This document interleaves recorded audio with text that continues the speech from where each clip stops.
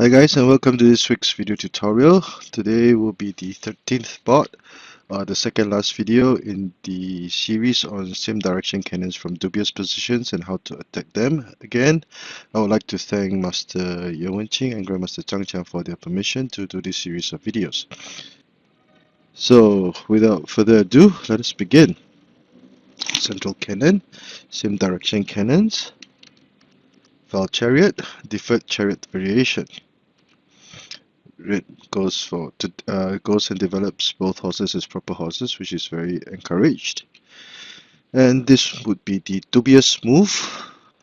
This will be the dubious move in this video, or the topic of discussion. Now, on the surface, it would appear to be a good idea for black to push both pawns in this situation to limit the development of both the red horses, and this would further facilitate the development of his right horse later on as a proper horse, where it will have an open line to advance. However, in same direction cannons, in this opening system, speed is a very important factor, and by playing p3 plus 1, the development of black's entire right flank would be delayed by one move, and this could have far-reaching implications which will be seen in this video. So this would usually result in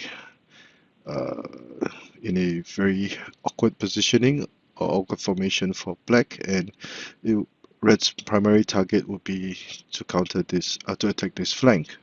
The sound move would be h2 plus 3 instead of p3 plus 1, whereby black would try to develop his major pieces first before advancing the pawn if he would have the opportunity.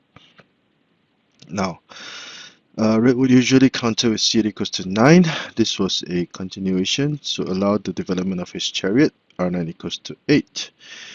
He could also consider to play r2 plus 4, which would be a more steadfast approach.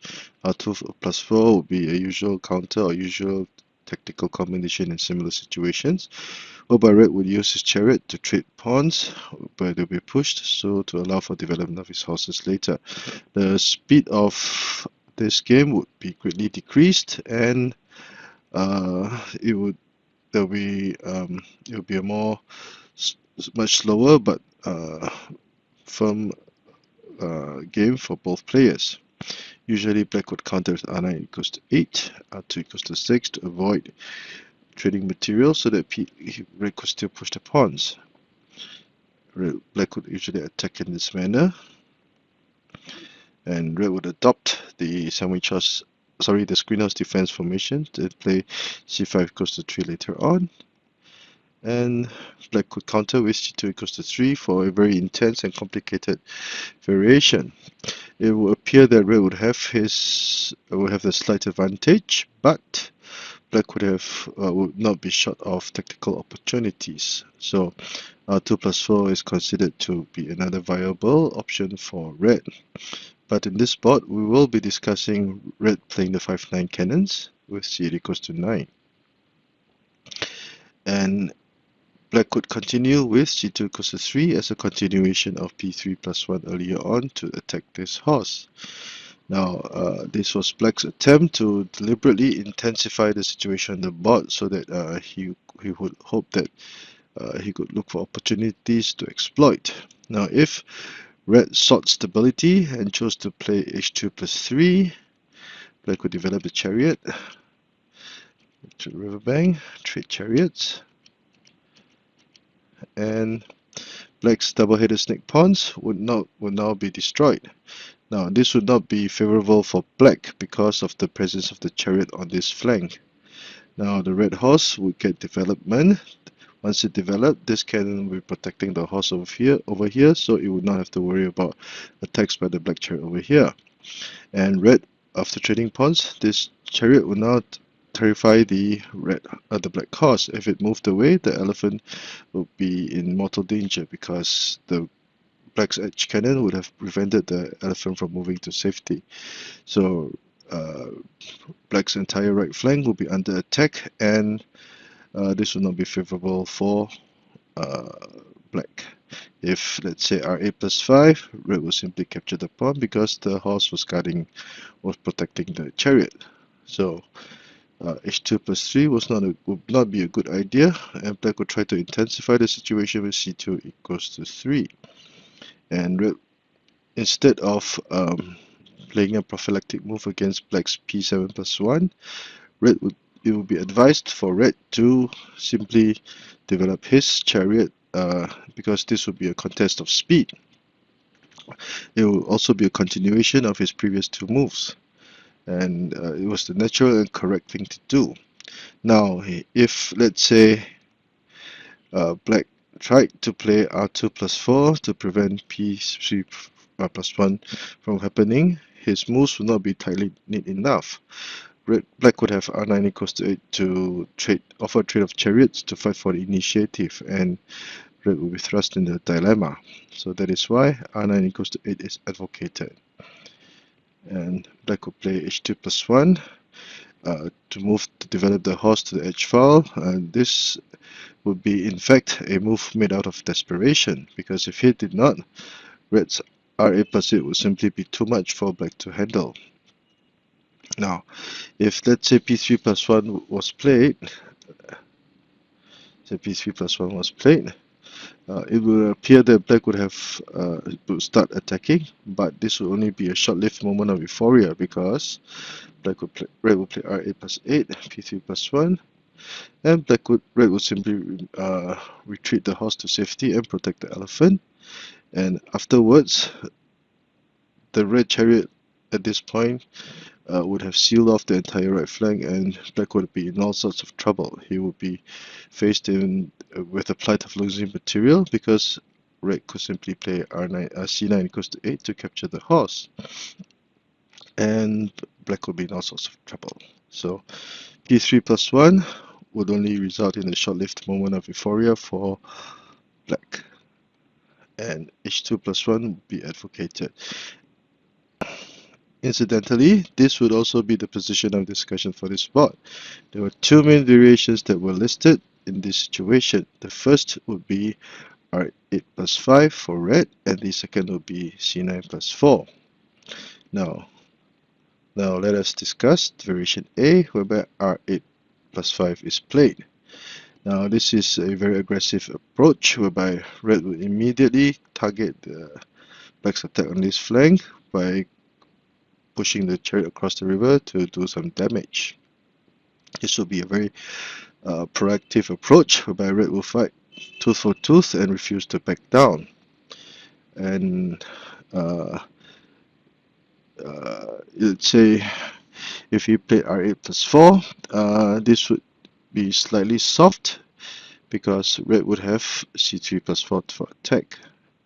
Let's say r8 plus 4, red would simply play c3 plus 4 to attack the elephant, which would have been blocked from moving by the red cannons.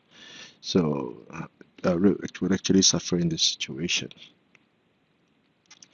So r8 plus 5, and black would usually try to offer a trade of chariots. This would be a sound move. p3 plus 1, what would happen? Let us see. Red would immediately play r8 equals to 7, which was the original intentions behind this move. Black would play c3 plus 1 whereby the cannon will now be protected by the horse, and black will be prepared to play c5 equals to 3 to double down his attack on this line. Now this will appear to be a fierce move, but red would have c9 plus 4 as a counter attack, and once the cannon moved away, if need be, red would have e7 plus 9 as a potential move to protect against attack by black on this file. And with c9 plus 4, the cannon will now not only be attacking the chariot, there's also another attack on the central file. r1 equals to 2 to prevent capture, and red will capture the pawn on the central file, delivering a check, forcing a trade of material. Red will have to move in this manner, and red will now command a huge advantage, because the cannot move away or this would be an immediate checkmate. And black's tactical combinations or his efforts thus far would have disintegrated. The red chariot, the other red chariot will now be ready to attack, and so would the horse also be in this line. And red could now link his elephants on the central file for defense, and basically it is very obvious that red would have the huge advantage in this situation. So that is why p3 plus 1 is not a good idea. What about c3 plus 4 to immediately capture the pawn? Red would now have h7 minus 5 to retreat the horse to the centroid, which under most circumstances is not advised, but this is a good move in this situation to prevent capture, and black's cannon would not be able to do much at this point in time. Black's position will be vulnerable, his chariot would not have been developed, and there will be even more weaknesses in his formation since this cannon had left the cannon rank, meaning that the horse in this situation would now be vulnerable. So that is why it would be advised for black to play r1 equals to 2. And instead of trading the chariot, it would be better for red to play r8 equals to 7. Now, although on the surface, superficially, it will give the impression that red was reluctant to trade chariots. But let's say, what would happen if he did trade chariots? After trading chariots, black would have a balanced attack for defense, attack and defense also. But with this move, let us see what would happen. c3 plus 1, whereby the cannon is now protected by the horse, and red would simply offer the trade of horses, sorry, but black would have none of it, as he will protect the horse in this manner. h7 minus 5 and r2 plus 8 would happen. So now black would now apply lots of pressure on this file and be prepared to continue attacking.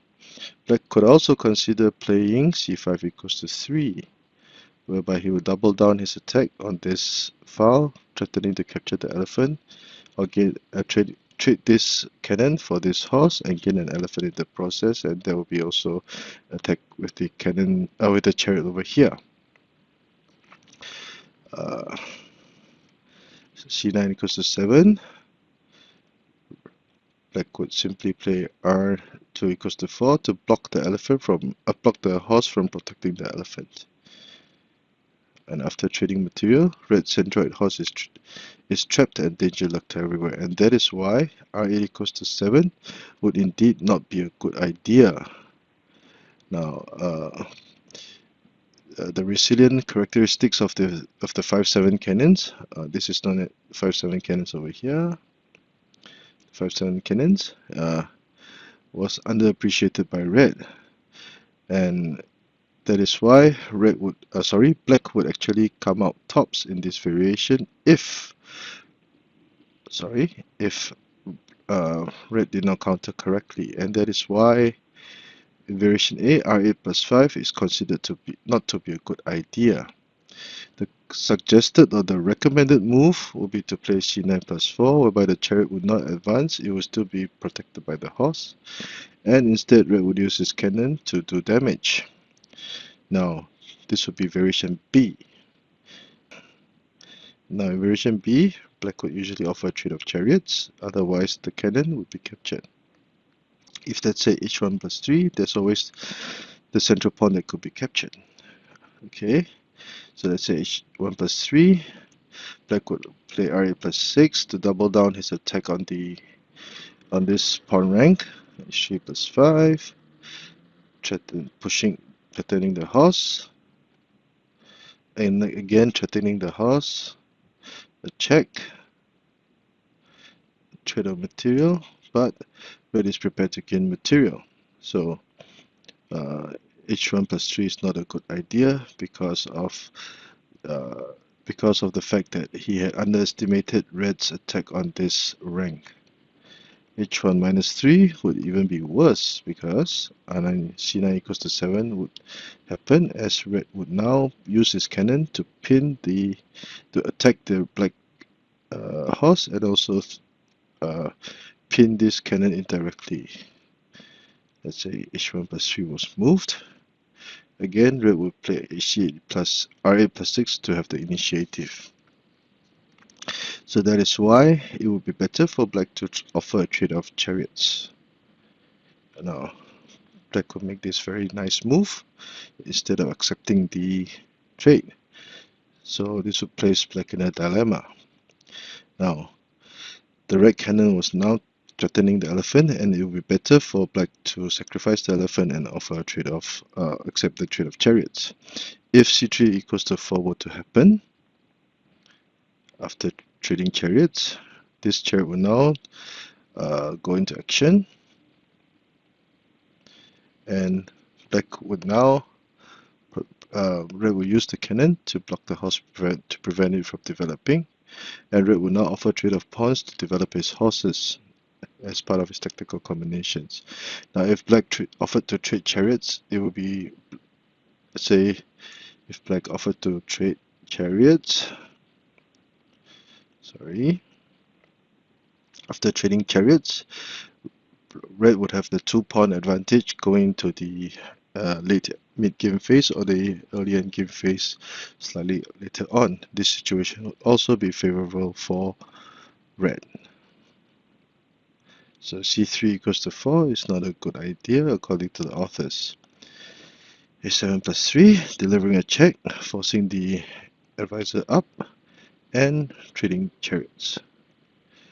Black could try to trade another chariot so to decrease the possibility of an attack by the red chariot on this flank. However, this move was played out of desperation. But it will result in a further loss of tempi. So black will lose more tempo. Red could play h8 plus 9, h8 plus 7, and at this point, red will now push b1 plus p9 plus 1, whereby this pawn would have an open access to cross the river and threaten the black horse immediately. And this pawn will become a major force in this endgame situation, whereby there are no chariots left. Red would have captured an extra elephant, and obviously red would have the advantage in this situation. So let us review the entire game from the eyes of black. Okay, same central cannon, same direction cannons. File versus deferred. h8 plus 7, okay. And p3 plus 1 for the double-headed snake pawns, which is questionable at this point in time. The slowing down of the development of this chariot would have far-reaching implications, as was seen. c8 equals to 9, c2 equals to 3, and r9 equals to 8 was played. And black would be forced to move the horse to the edge, otherwise p3 plus 1 will result in the red chariot attacking this flank and giving black a huge headache. h2 plus 1, r8 plus 5, variation A, whereby red tries to attack the 5-7 cannons with this very aggressive cross riverbank chariot. Unfortunately, this is not advised, because after a series of maneuvers, black will actually be able to attack this flank much faster than red could deploy his troops to attack this flank. Now c7 plus 5, and after trading material, red's very poorly positioned central horse has nowhere to go, and there's always a threat of a checkmate, etc. Danger lurked everywhere for black. So black would have the advantage. Now in variation B, c9 plus 4, the cannon will now be attacking the chariot and also the pawn rank. r1 equals to 2. Red will first play c9 equals to 7. Black will be forced to accept, thus losing the elephant to the check, and after trading material, black will try to slow the tempo of this red chariot to prevent it to disallow red to have a chance to move his cannon to this flank. Otherwise, black will be all sorts of trouble. Knight +9. And the pawn, as can be seen from the eyes of black, the pawn will now be prepared to cross the river. The horse cannot move here, or it will be captured by the red cannon. It cannot retreat over here, or black will lose the cannon. So in this situation, red would have an extra pawn across the river, which is usually a major factor in favor of red. So I hope you've enjoyed this video for this week's upload. If you like the work that I've been doing, please do subscribe to my channel and give me a thumbs up. Thank you.